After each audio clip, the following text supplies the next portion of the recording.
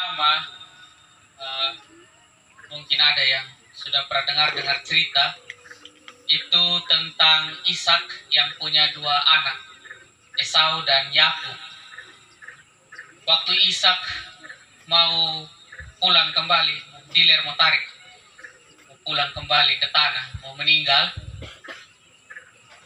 dia harus memberkati salah seorang anak untuk melanjutkan keturunan dan juga memberkati dia sebagai itu bentuk turunan dari berkat Allah kepada Ishak.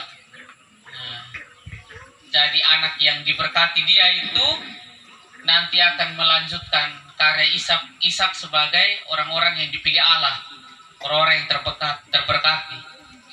Orang-orang yang terberkati itu dia pelihara binatang berjadi, dia tanam tanaman itu jadi, pekerjaan apapun yang dia buat itu jadi ya. Nah, itu ciri-ciri orang yang terberkati. Dia berniat cita-cita jadi ini jadi, dia omong ini terjadi.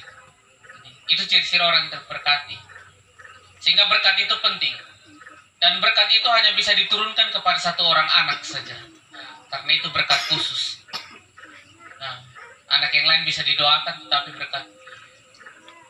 Dan menurut tradisinya zaman itu, yang berhak, yang menerima berkat itu hanya anak pertama. Nah, anak pertama itu adalah Esau. Esau. Tetapi tidak tahu kenapa mamanya Esau dan Yakub ini sangat mencintai anak kedua, anak bungsu ini. Nah, Yakub ini. Sehingga tiba saatnya waktu itu diceritakan Ishak itu matanya sudah redup, sudah tua, sudah tidak bisa lihat lagi. Pada waktu akan memberkati anak pertama, mama tua dengan dia punya kelihayannya ini, dia tipu bab tua. Dengan cara dia kasih pakai pakaian anak pertama itu, yang bawa anak pertama, pakaian orang zaman kejadian itu kan pakai dari bulu domba tuh. Bawa anak pertama dia kasih pakai di anak kedua. Dia kasih pakai di anak kedua sehingga itu diceritakan anak pertama itu kan kekar, keras, kulitnya keras. Anak kedua tuh lembut-lembut, mungkin jaga rumah saja, tangan tidak pernah sentuh tanah dan itu kerja ladang. Kemudian dia suruh anak kedua itu masak masakan buruan yang enak, kasih bapaknya yang sudah mata, sudah redup, sudah setengah mati lihat. Dan kemudian dia kasih pakai pakaian anak pertama, Esau. Dan akhirnya bapaknya yang sudah suka makan enak itu, makan hasil buruan itu, dan ketika dia mencium bau pakaian anak pertama, padahal ini bukan anak pertama, ini Yakub anak kedua. Dia kemudian menurunkan berkat. Berkat yang tidak bisa ditiadakan oleh kekuatan surga dan dunia. Itu turun satu kali saja. Bukan atas anak pertama yang punya hak, tetapi turun kepada anak kedua, Yakub, bukan kepada Esau yang sebenarnya dia punya hak. Dia anak pertama, dia yang harus terima berkat. Dalam bacaan Injil Yohanes, kita mendengar bahwa orang-orang Farisi, ahli-ahli Taurat, dan orang-orang di zaman Yesus itu kebakaran jenggot, emosi, panas, jengkel. Karena apa? Yesus memelekan mata orang, memelekan ini tidak tahu ini bahasa Indonesia dari mana, tapi itu menyembuhkan mata orang yang buta. Memelekan mata orang yang buta. Tapi Yesus buat itu pada hari Sabat. Yesus buat itu pada hari Sabat dan orang jengkel. Kenapa dia harus sembuhkan orang pada hari Sabat? Tidak ada hari-hari lain kan? Karena menurut orang Yahudi pada zaman itu, hari Sabat itu adalah hari di mana kita tidak boleh buat apa-apa kecuali pergi ke bait Allah, pergi masuk gereja, tidak boleh buat hal-hal lain. Dari dua peristiwa ini nih, kita semua belajar bahwa apa yang sering kita pikirkan itu, apa yang sering kita anggap akan terjadi itu kadang tidak terjadi, dan apa yang sering kita pikir tidak terjadi, dia terjadi dalam hidup. Dia terjadi dalam hidup. Karena apa semua itu? Campur tangan Tuhan. Nah, segala sesuatu yang terjadi itu adalah campur tangan Tuhan. Emilia Dian Iriani ini sekarang sudah diwisuda sebagai seorang sarjana. Sudah selesai dia punya perjuangan selama studi S1 strata 1. Kita semua yang pernah kuliah ini kita tahu biar kau hebat bagaimanapun, tapi kalau naik ketemu dosen yang lebih jahat daripada Firaun dari Tuan Takur di film India, nah itu kau geng-geng dan kau pintar-pintar juga out semua. Datang. Orang sangat berusaha untuk mendapat gelar, walaupun sering dibilang selamat datang di dunia pengangguran. Tidak apa-apa, saya pengangguran tapi saya ada gelar. Saya punya gelar dan itu modal dasar saya untuk berjuang. Pater yakin dan percaya itu perjuangan anak kita Emilia ini dan perjuangan bapak dan mama untuk menyekolahkan anaknya, kasih kuliah anak itu bukan perjuangan yang ringan atau biasa-biasa saja. Butuh satu usaha yang sangat luar biasa. Utang. Saya ingat baik, saya punya bapak dan mama di timur tuh utang di koperasi untuk biaya saya adik 2 orang kuliah. Karena mereka dua kuliah di Jogja. Dan tahu. Jadi saya punya rumah di timur tuh pernah didatangi petugas koperasi. Tadi utang store, mama terlambat bayar. Tapi itu mama dan bapak berjuang bagaimana supaya sampai anak itu berjuang sampai supaya dia punya uang ringis dan uang lain-lain itu bisa lunas. Anak-anak bisa. Jadi orang tua itu rela untuk makan sederhana, makan apa yang ada, yang penting anaknya di kuliah di sana baik-baik saja. Dan itu butuh perjuangan. Nah, jadi ini toga yang dipakai ini bukan hanya sekedar topi biasa yang dipakai untuk foto-foto senang-senang, tidak. Ini lambang perjuangan orang bertahun-tahun. Untuk itu, sebagian dari khotbah ini Pater mau minta anak Emilia untuk menceritakan perjuangan studinya dari awal masuk kuliah sampai dia memperoleh gelar sarjana. Mari berdiri di samping Pater sini dan ceritakan kepada kami semua bagaimana perjuanganmu. Ya, selamat sore. Saya mau menceritakan sedikit cerita singkat perjalanan saya dari awal masuk kuliah sampai menggunakan toga pada saat hari ini.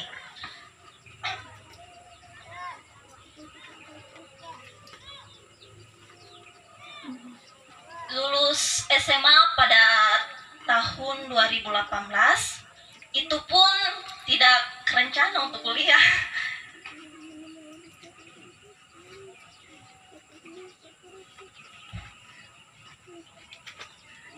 Karena kendala biaya. Tapi ada saja jalan untuk saya melalui teman, orang kenal yang memberikan informasi kepada saya bahwa kok kan tidak kuliah. Saya bilang bahasa mau, tapi sabar, saya bicara sama seorang tua karena kuliah tuh masuk pasti butuh uang. Baru saya ke orang tua karena saya punya adik juga masih kecil-kecil, jadi kayaknya saya kerja dulu. Kok ikut jalur beasiswa saja, dia tawarkan, satu teman tawarkan saya begitu. Kok ikut jalur beasiswa saja, adu-adu nasib, siapa tahu kok tembus. Oke, dari situ saya ambil formulir, dari SMA pulang terima hasil kelulusan, besoknya langsung ambil formulir, langsung OTW ke UKIP, ambil formulir, isi data-data, habis itu pulang bicara lagi sama orang tua kalau saya mau kuliah begini-begini, tapi ini saya tes beasiswa dulu, semoga saya tembus. Jadi ya saya bersyukur juga karena saya punya orang tua selalu mendukung setiap saya punya keinginan, tidak kayak macam jangan kita orang tua tidak ada uang begini-begini, tidak. Tapi mereka bilang ya kalau mau ya jalan saja dulu sampai di mana baru nanti kita sama-sama berusaha. Yang penting saya punya niat ada untuk kuliah. Tapi puji Tuhan pas tes begini, besoknya mau dengar hasil, saya novena. Saya bilang sama Bunda Maria, saya mau kuliah tapi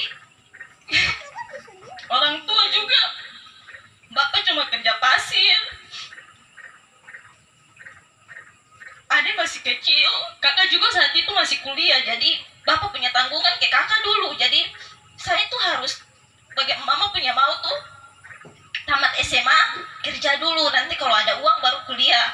Tapi puji Tuhan hasil keluar sapu nama ada, dan itu saya sangat bersyukur sekali sama Tuhan dan Bunda Maria, karena setiap kali saya punya keluhan selalu dijawab. Pas sudah masuk kuliah semester awal berjalannya regis itu saya tembus, jadi ya puji Tuhan saya bebas SPP, saya bebas pembangunan, tapi dengan satu syarat, yaitu saya harus mempertahankan saya punya IPK tidak boleh turun. Kalau naik semester saya punya IPK turun, ya beasiswa dicabut, tidak bisa dilanjutkan. Ya saya berusaha sampai bagaimana Tuhan sayang sama saya, sehingga saya juga tidak taruh begitu beban sama saya punya orang tua, sehingga beasiswa yang saya pertahankan itu sampai semester 7. Teman-teman lain beasiswa putus, saya ini panik. Aduh, saya sudah tengah jalan, baru saya kalau putus nih bagaimana? Karena saya juga tidak mungkin mau paksa orang tua punya keadaan toh. Tapi ya puji Tuhan, saya selalu itu sudah saya punya tempat keluh kesah ke Bunda Maria sama Tuhan Yesus. Setiap kali saya mau keluar rumah untuk mau melakukan aktivitas di perkuliahan, saya selalu berdoa, Tuhan tolong saya, semoga tidak ada hal-hal yang saya tidak inginkan itu terjadi. Contohnya seperti sapu IPK turun, terus beasiswa dicabut, itu saya tidak mau sekali, karena saya tidak mau juga membebankan saya punya orang tua. Dan saya juga bersyukur dan berterima kasih sekali kepada Universitas Kristen Papua yang mana telah memberikan kepercayaan sehingga membiayai saya sampai semester 7. Itu sudah satu bersyukur sekali, satu rasa syukur untuk saya, sehingga saya bisa sampai di semester 7, karena tidak gampang juga. Orang mau kasih biaya kita free saja, pembangunan, SPP, sedangkan teman lain yang orang tua tidak ada, mereka harus kerja, banting tulang, sampai kadang juga tidak harus ambil cuti karena kendala biaya. Kadang saya bilang, saya ini bersyukur sekali sama Tuhan, karena Tuhan sayang saya. Saya lihat saya punya teman-teman yang berusaha itu kayak itu sudah saya selalu bersyukur sekali, karena itu lihat teman-teman yang tidak mampu, mereka kadang tidak bisa mendapatkan kesempatan seperti yang saya dapatkan. Semester 7 akhirnya orang tua juga selalu kasih semangat saya, sehingga dari KKN, turun magang, proposal, skripsi, sampai wisuda, orang tua juga tidak lepas tangan. Mereka berusaha bilang, orang sudah bantu kita dari semester 1 sampai 7, kok tidak boleh putus semangat. Biar bapak mau kerja pasir, makan tidak makan, tidur tidak tidur, yang penting kok selesai.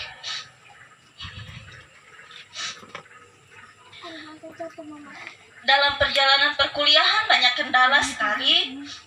2 kali saya tunda wisuda ya. Itu bukan karena kendala dari skripsi saya, tapi ada permasalahan dari prodi, jadi kita harus menunggu. 2 kali tunda wisuda tuh, mama dan bapak selalu tanya, kok kapan wisuda? Saya cuma bilang, tenang dulu, sabar dulu, ini juga saya tunggu informasi. Sebenarnya saya wisuda itu harusnya Desember tahun kemarin, tapi ditunda. Pas di kalender akademik keluarnya bulan 4 saya wisuda, tapi ditunda lagi. Ada saja, sampai saya tuh sudah putus semangat, tapi saya bilang, saya mau putus semangat, saya orang tua semangat, tidak mungkin saya harus putus semangat, karena dong punya harapan itu sudah, saya harus menggunakan toga dan mempunyai gelar. Puji Tuhan, kita selalu mendukung prodi kita tanpa ada mau kekacauan atau mau marah karena kita terlambatkan untuk diwisuda. Teman-teman lain naik wisuda, kita tunda. Padahal kita skripsi sudah selesai, tapi itu lain sudah wisuda, kita tunda, kita tunggu lagi. Ya, akhirnya dengan teman-teman punya doa, dukungan terhadap universitas sehingga kita bisa diwisudakan pada tanggal 30 Mei. Tanggal 30 Mei itu hari dimana saya sangat bersyukur karena bisa diwisudakan di hadapan kedua orang tua. Itu perjuangan saya. Ya, sampai saat ini orang tua melakukan salah satu syukur. Ya, karena mungkin mereka sangat bersyukur kepada Tuhan. Setiap kali perjalanan saya skripsi, teman-teman lain selalu dipersulit sama dosen, sedangkan dosen pembimbing saya tidak disorong di Manado. Bagaimana cara? Saya selalu mau konsul, responnya ke saya cuma bilang dicoret, salah dan salah. Salahnya di mana? Mau konsul bagaimana? Mau tanya bagaimana kalau jaraknya jauh? Untuk mau penandatangan berkas-berkas harus kirim lagi ke Manado, baru balik ke saya. Saya bilang, Tuhan, semoga saya jangan dipersulit dengan begini karena dapat dosen yang di Manado jauh sekali. Tapi itu sudah, setiap saya punya usaha untuk menyelesaikan skripsi saya tidak pernah lupa Bunda Maria. Saya selalu novena, apapun mau dosen di mana saya harus bisa dapat dosen itu. Dan tapi puji Tuhan dosen itu dia merespon baik sama saya sehingga dia bisa membantu saya hingga bisa naik sidang. Itu salah satu rasa terima kasih saya juga kepada dosen pembimbing saya. Walaupun jaraknya jauh, tapi beliau selalu berusaha untuk membimbing saya supaya bagaimana dia punya anak bimbingan ini harus cepat. Kau cepat naik sidang sudah, kau jangan tunggu-tunggu dulu. Kau punya orang tua juga sudah lama menunggu. Nah, itu juga salah satu support dari dosen. Makanya saya tidak pernah putus asa walaupun dosen mau jauh, walaupun teman-teman lain selalu dipersulit sama dosen. Tapi puji Tuhan, selama saya menjalankan skripsi saya selalu dilancarkan, tidak pernah dipersulit, bahkan selalu dibantu. Untuk ketemu dosen tidak pernah dipersulit, sehingga untuk mau menyelesaikan skripsi tidak terlalu ada kendala berat untuk saya. Makanya saya sangat bersyukur sekali pada saat ini. Itu saja mungkin cerita singkat dari saya. Waktu saya kembalikan kepada Pastor Paroki. Terima kasih. Amin. Kita berikan tepuk tangan untuk anak kita.